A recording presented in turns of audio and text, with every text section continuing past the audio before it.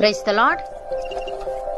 ఈరోజు దేవుని వాగ్దానము, నీవు ప్రార్థన చేయునప్పుడు నీ గదిలోనికి వెళ్లి తలుపు వేసి రహస్యమందున నీ తండ్రికి ప్రార్థన చేయుము.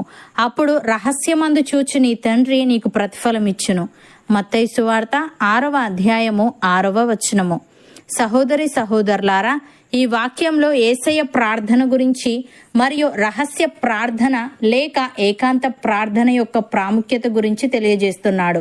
నీవు ప్రార్థన చేయునప్పుడు నీ గదిలోనికి వెళ్లి తలుపు వేసి అనే మాట ఏకాంత ప్రార్థన మరియు దేవునితో సాన్నిహిత్యం యొక్క అవసరాన్ని నొక్కి చెబుతుంది. ఏకాంతం అనేది పరధ్యానం లేదా బాహ్య ప్రభావాలు లేకుండా దేవునితో వారి సంభాషణపై మాత్రమే దృష్టి పెట్టడానికి దోహదపడుతుంది. రహస్యమందున నీ తండ్రికి ప్రార్థన చేయుము, అప్పుడు రహస్యమందు చూచి నీ తండ్రి నీకు ప్రతిఫలం ఇచ్చునని సెలవిచ్చాడు. ఇది దేవుడు తనతో తమ సంబంధానికి ప్రాధాన్యతనిచ్చే వారికి అందించే ఆశీర్వాదాలు, మార్గదర్శకత్వం మరియు ఆధ్యాత్మిక పోషణను సూచిస్తుంది. ప్రార్థనలో చిత్తశుద్ధి మరియు ప్రామాణికత అనేది ఈ వాక్యం యొక్క ప్రధాన అంశం.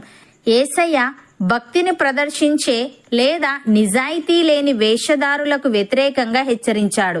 నిజమైన ఆధ్యాత్మికత అనేది బహిరంగంగా కనిపించడం లేదా బాహ్య వ్యక్తీకరణల గురించి కాదు గాని హృదయం యొక్క అంతర్గత స్థితి మరియు దేవునితో నిజాయితీతో కూడిన అనుబంధం గురించే సూచిస్తుంది. కపట భక్తులకు దేవుని గురించి లెక్కలేదు. మనుషులెదుట గొప్పగా కనిపించాలనే వాళ్ళు కోరుకుంటారు. వారు దేవుణ్ణి ఆరాధిస్తున్నట్టుంటారు గాని నిజంగా వారు ఆరాధించుకునేది తమనే. భక్తుడు ఈ విధంగా అంటున్నాడు, యెహోవా తన మార్గములన్నిటిలో నీతిగలవాడు, తన క్రియలన్నిటిలో కృపచూపువాడు. తనకు మొరపెట్టు వారికందరికీ, తనకు నిజముగా మొరపెట్టు వారికందరికీ యెహోవా సమీపముగా ఉన్నాడు. తన యందు భయభక్తులు గల వారి కోరిక ఆయన నెరవేర్చును, వారి మొర ఆలకించి వారిని రక్షించును అని. ప్రియులారా, తండ్రి తన కుమారుల ఎడల జాలిపడునట్లు యెహోవా తన యందు భయభక్తులు గల వారి ఎడల జాలిపడును. మనము నిర్మింపబడిన రీతి ఆయనకు తెలిసే ఉన్నది. మనము మంటివారమని ఆయన జ్ఞాపకం చేసుకొనుచున్నాడు. నరుని ఆయువు గడ్డివలెనున్నది, అడవి పువ్వు పూయినట్లు వాడు పూయును. దాని మీద గాలి వీచగాది లేకపోవును, ఆ మీదట దాని చోటు దాని నెరుగదు.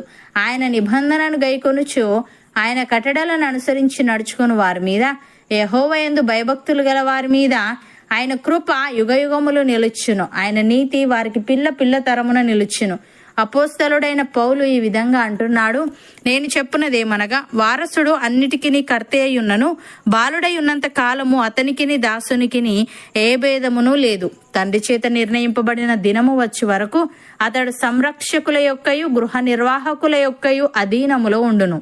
అటువలే మనమును బాలురమై ఉన్నప్పుడు లోక సంబంధమైన మూల పాఠములకు లోబడి దాసులమై ఉంటిమి. అయితే కాలము పరిపూర్ణమైనప్పుడు దేవుడు తన కుమారుని పంపెను. ఆయన స్త్రీ యందు పుట్టి మనము దత్తపుత్రులము కావాలనని ధర్మశాస్త్రమునకు లోబడి ఉన్న వారిని విమోచించుటకై ధర్మశాస్త్రమునకు లోబడిన వాడాయను. మరియు మీరు కుమారులై ఉన్నందున నాయన తండ్రి అని మొరపెట్టు తన కుమారుని ఆత్మను దేవుడు మన హృదయములలోనికి పంపెను. కాబట్టి నీవిక దాసుడవు కావు, కుమారుడవే.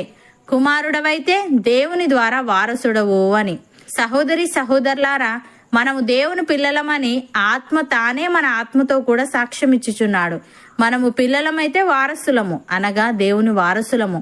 క్రీస్తుతో కూడా మహిమ పొందుటకు ఆయనతో శ్రమపడిన ఎడల క్రీస్తుతోడి వారసులము. అవును అన్నవారు నాతో పాటు ప్రార్థనలో ఏకీభవించండి. పరిశుద్ధుడా, ప్రేమగల తండ్రి, మేము ప్రార్థన చేయునప్పుడు మా గదిలోనికి వెళ్లి తలుపు వేసి రహస్యమందున నీకు ప్రార్థన చేయాలని, అప్పుడు రహస్యమందు చూచి నీవు మాకు ప్రతిఫలం ఇచ్చుదు అని వ్రాయబడి ఉంది. తండ్రి నీకు స్తుతులు.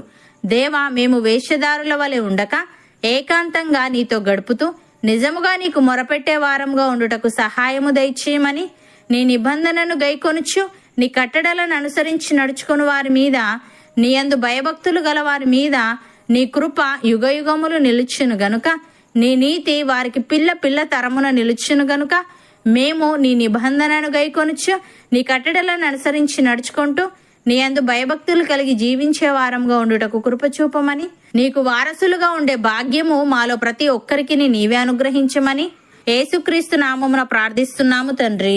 ఆమెన్.